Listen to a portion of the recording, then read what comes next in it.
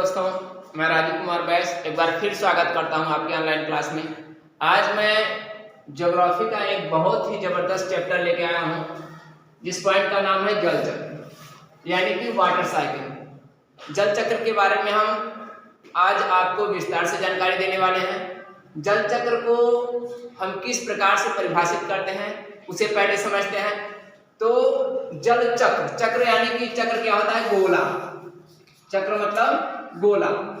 एक सिंपल आप present of mind का प्रयोग कर सकते हैं। जल चक्र यानी गोला, यानी कि जो हमारा जल है वह कभी स्थिर नहीं रहता है, एक स्थान पर कभी नहीं रहता है। यह प्राकृतिक शक्तियों के माध्यम से, वाष्पीकरण के माध्यम से या सूर्यातप के माध्यम से या हवाओं के माध्यम से वह एक स्थान से दूसरे स्थान की ओर अग्रसर होता रहता है। तो जल चक्र हम क्या पढ़ाने वाले हैं आज आपको? जल चक्र।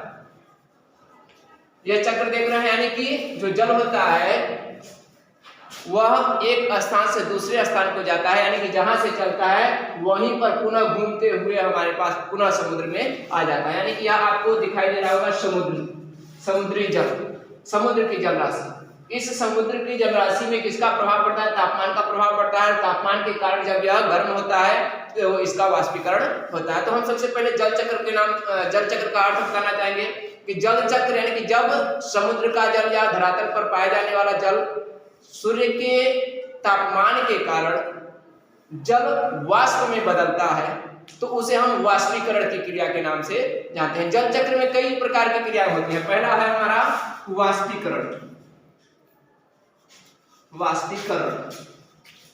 वाष्पीकरण की क्रिया क्या होती है?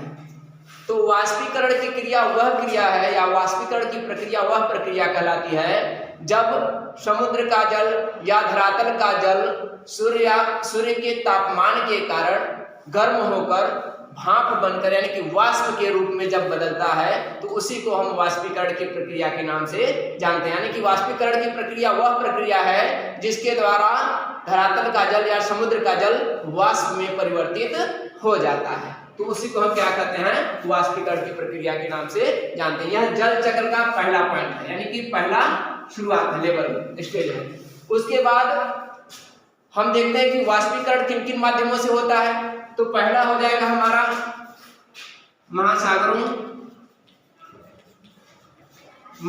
हो गया, नदी हो गया और आपका तालाब हो गया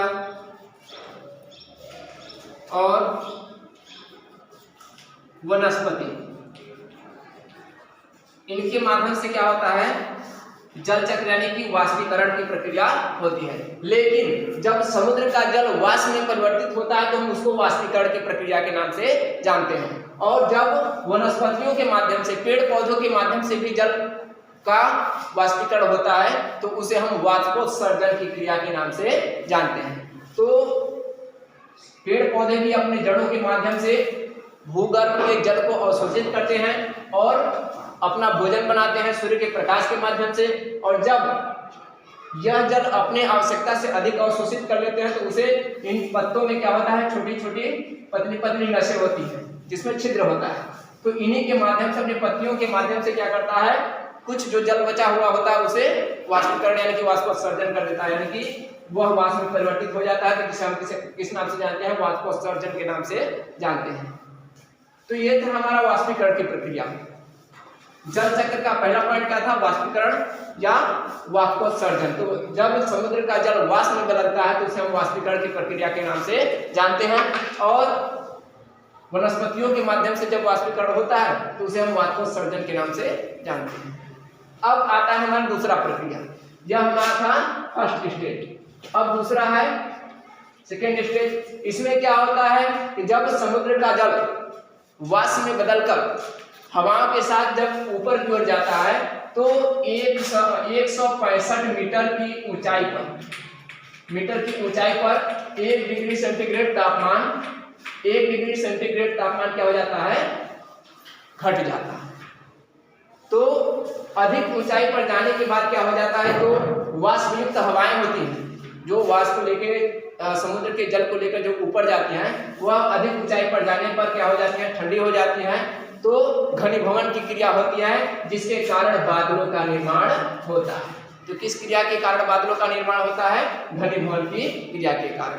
और यही बादल क्या होता है? हवाओं के सहारे सहारे क्या होता है? आगे की ओर अग्रसित होता है और हमारे स्थल खंड की ओर जाता है। तो जब उसके स्थल खंड के यानी कि इन हवाओं के सामने जब कोई स्थल खंड या रुकावट आता है तो उन्हीं स्थल खंडों के सहारे सहारे हवाएं ऊपर उठती हैं और उन्हीं ऊपर उठते हुए इन हवाओं के कारण क्या होता है? संघनन की क्रिया होती है। और संघनन की क्रिया के माध्यम से क्या होता है? जो जल की बूंदें होती हैं यानी कि जो वाष्पीकरण होता है, वाष्प होता है, वह छोटे छोटे जल के बूंदों में परिवर्तित हो जाता है और गुरुत्वाकर्षण बल के कारण तो हमारे धरातल पर गिरता है। और जब हमारे धरातल पर वर्षा होती है, ध्यान दीजिएगा, पहला स्टेज था वाष्पीकरण, दूसरा स्टेज है बादलों का निर्माण यानी कि घनीभवन की क्रिया के माध्यम से बादलों का निर्माण होता है। और यही जल जब पहुंच जाता है कहाँ? हमारे स्थलीय भाग पर। कहाँ पहुंच जाता है? स्थलीय भाग पर। और स्थलीय भाग पर जब पहुंचता है तो जब रुकावट होती है कोई यानी कि पर्वतीय वर्षा जैसे होता है, पर्वत आर्द्रताग्राही जब हवाएं पर्वत के सामने से होकर गुजरते हैं तो पर्वतों के सारे सारे ऊपर चढ़ जाती हैं, जिससे उनका तापमान गिर जाता है और वह वहां पर संघनन की क्रिया होती है, जिसके कारण जो बादल होते हैं, जो वाष्पीकरण होता है, वह जल के बूंदों में परिवर्तित होकर हमारे धरातल पर गिरने लगता है। तो उसी को हम किस नाम से जानते हैं? वर्षा।